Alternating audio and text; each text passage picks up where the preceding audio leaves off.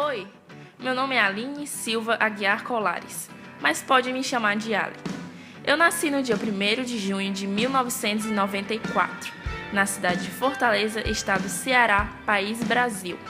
Filha da belíssima Neuza e do careca Ayrton, irmã do bonitão Renato e do nerd Erlon.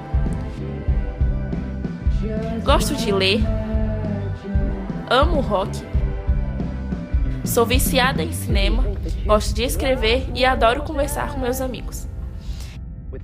Desde pequena, sempre gostei de fazer ceninhas, imitar propagandas que eu via na TV e coisas do tipo. Minha mãe achava bonitinho, mas não levava muito a sério. Ela achava que era apenas brincadeirinha de criança. Até o dia em que a agência Talentos Brilhantes resolveu abrir uma filial em Fortaleza. Se você conhece essa agência e teve vontade de rir quando ela foi citada, pode rir. Eu mesma rio. Enfim, continuando. Essa agência abriu em Fortaleza e eu enchi o saco da minha mãe para ela me colocar lá. E ela, claro, fez o que eu pedi. No processo de inscrição, tive logo que fazer um teste, uma cena de minha escolha.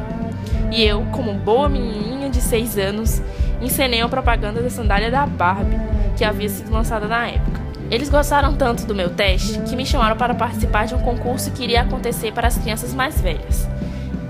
Eu fui admitida. Eu era mais nova no concurso. Até hoje lembro a cena que tive que fazer. Eu era uma menininha que estava se divertindo desenhando. Aí eu desenhava um monstro e esse monstro ganhava vida e queria me comer. Então eu tinha a brilhante ideia de apagar o monstro com minha borracha. Aí depois ficava me sentindo a heroína do século. Eu cheguei à etapa final do concurso. A criança que ganhasse iria para o Rio de Janeiro trabalhar.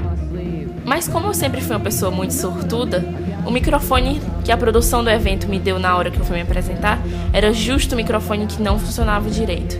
Então eu perdi na final do concurso com a seguinte justificativa: ela mexeu demais no microfone, em evidente nervosismo e despreparo. Nervosismo e despreparo da produção, isso sim. Depois fiz mais alguns testes, mais alguns trabalhos, mas por pouco tempo. Então fiquei dos 7 aos 10 anos sem participar de nada que envolvesse interpretação. Quer dizer, participação da encenação da coroação da escola no papel de Nossa Senhora de Fátima conta? Vamos deixar isso pra lá. Quando estava com 10 ou 11 anos, comecei a participar das peças da escola. Numa peça sobre lendas urbanas, fui a loira do banheiro que mais parecia uma prostituta da Praça José de Alencar. Montamos também um teatro de marionetes que o cenário desmontou no meio da peça. Fiz também uma peça onde eu agredia e depois fugia de uma menina louca.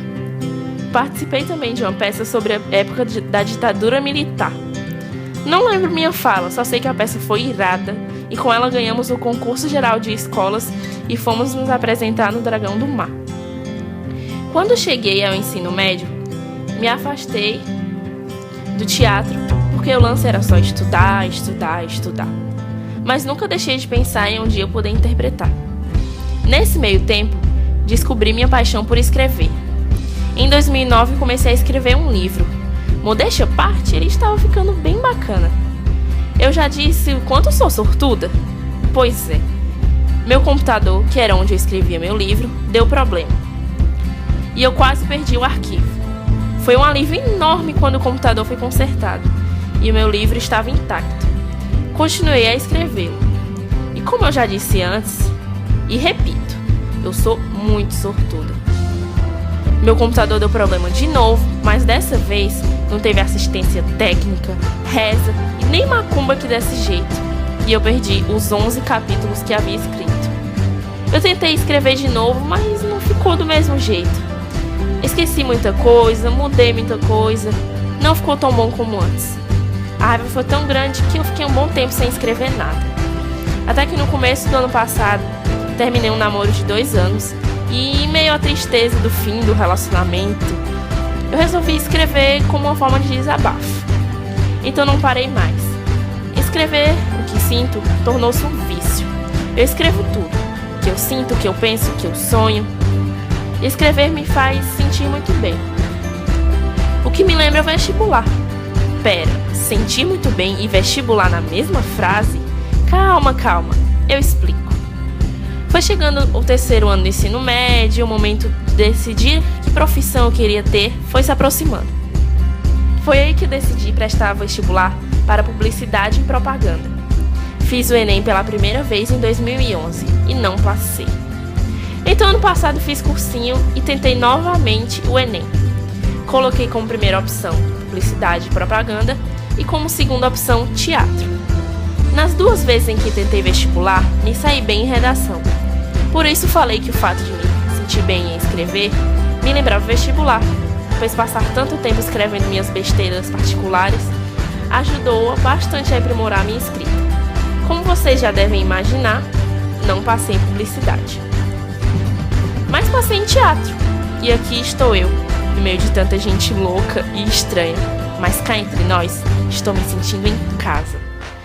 Bom, essa é minha história, ou melhor dizendo, apenas o começo dela.